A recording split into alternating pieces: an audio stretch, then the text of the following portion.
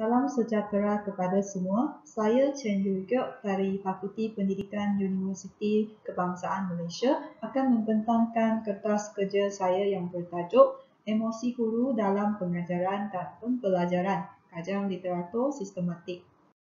Emosi merupakan bahagian asas dalam pendidikan dan organisasi, terutamanya emosi guru.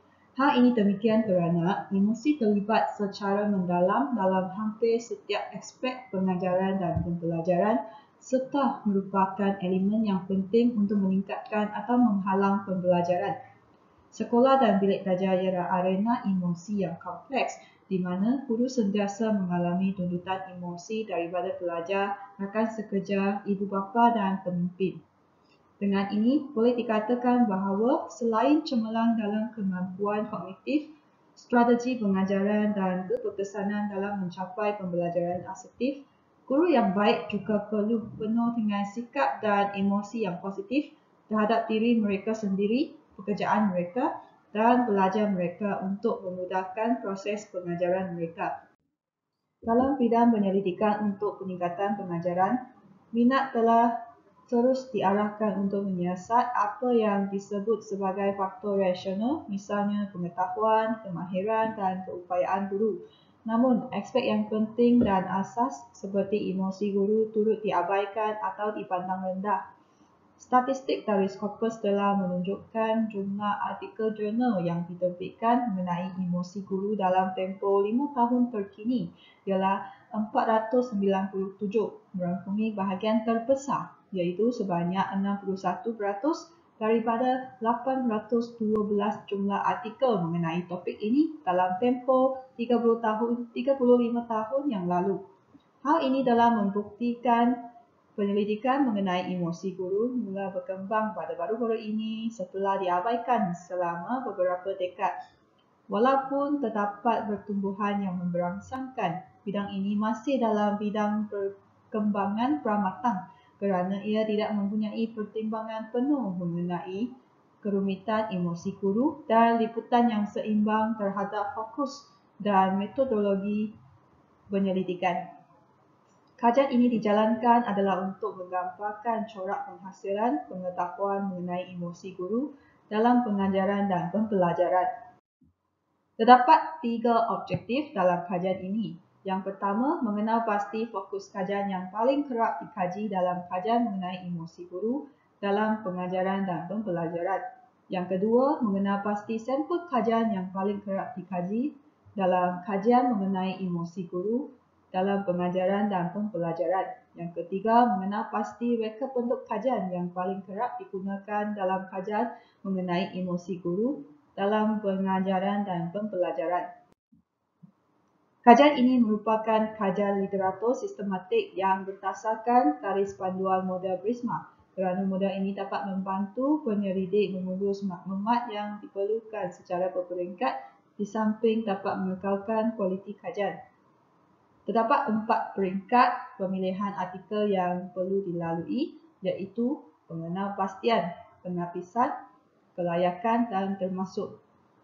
Terdapat 2 penggalan data elektronik yang digunakan untuk pencarian artikel iaitu Scopus dan Ipsos dengan istilah carian dalam bahasa Inggeris iaitu Teacher's Emotion.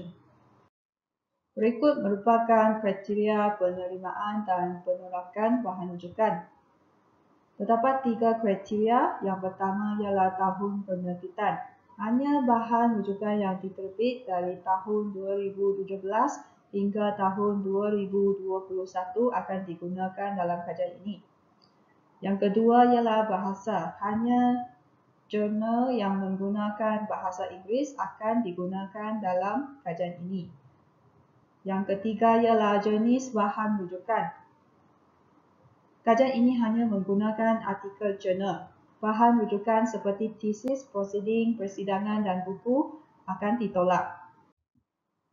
Proses penyaringan telah dijalankan dengan menyingkirkan artikel yang berulang serta menolak artikel yang tidak memenuhi kriteria penerimaan yang ditetapkan dan tidak berkaitan dengan emosi guru dalam pengajaran dan pembelajaran. Akhirnya sebanyak 25 buah artikel telah dipilih dan dimasukkan dalam kajian literatur sistematik ini. Seterusnya ialah dapatan kajian. Berdasarkan modal CHAN 2019, fokus kajian telah dikategorikan berdasarkan 3 tema kajian yang dikenal pasti, iaitu sifat emosi, anteseden emosi, dan kesan emosi. Dalam ketiga-tiga tema ini, fokus kajian yang paling kerap dikaji ialah kesan emosi terhadap guru, iaitu sebanyak 40%. Diikuti dengan fokus kajian anteseden emosi berkait dengan faktor peribadi guru yang terdapat 20%, dan yang ketiga ialah kesan emosi terhadap pengajaran yang terdapat 16%. Seterusnya ialah dapatan kajian mengenai sampel kajian. Guru sekolah menengah merupakan sampel kajian yang paling kerap dikaji, iaitu sebanyak 32%. Diikuti dengan guru sekolah rendah merupakan sampel kajian yang kedua kerap dikaji, iaitu sebanyak 20%. Bagi reka bentuk kajian yang paling kerap dikaji ialah kajian kuantitatif yang sebanyak 64%, diikuti oleh kajian kualitatif, dan terakhir ialah kajian gabungan. Dalam bahagian perbincangan pula, yang pertama ialah fokus kajian yang paling kerap dikaji dalam kajian mengenai emosi guru dalam pengajaran dan pembelajaran ialah kesan emosi guru terhadap guru sendiri. Emosi guru memberi kesan terhadap guru dari segi efikasi kendiri, penglibatan kerja, motivasi guru, kepuasan kerja, burnout, kecerdasan emosi, regulasi emosi, dan kesejahteraan guru. Hal ini demikian kerana emosi saling berkait dengan pemikiran dan boleh mempengaruhi tingkah laku guru. Dengan ini, melalui penyelidikan terhadap emosi guru dapat membantu memahami pemikiran dan tingkah laku guru dengan lebih tepat untuk meningkatkan kualiti pengajaran dalam konteks pendidikan. Seterusnya, anteseden emosi telah dipengaruhi oleh 2 faktor, iaitu faktor peribadi guru dan faktor kontekstual. Dalam faktor peribadi guru terdiri daripada identiti guru, konsep pendiri, pengalaman akademik, dan implicit belief. Manakala bagi faktor kontekstual pula terdiri daripada ideologi, budaya sekolah, dan hubungan kuasa. Jadi, faktor kontekstual yang lain seperti perubahan dasar kerajaan terhadap emosi guru juga perlu dikaji dalam penyelidikan masa depan.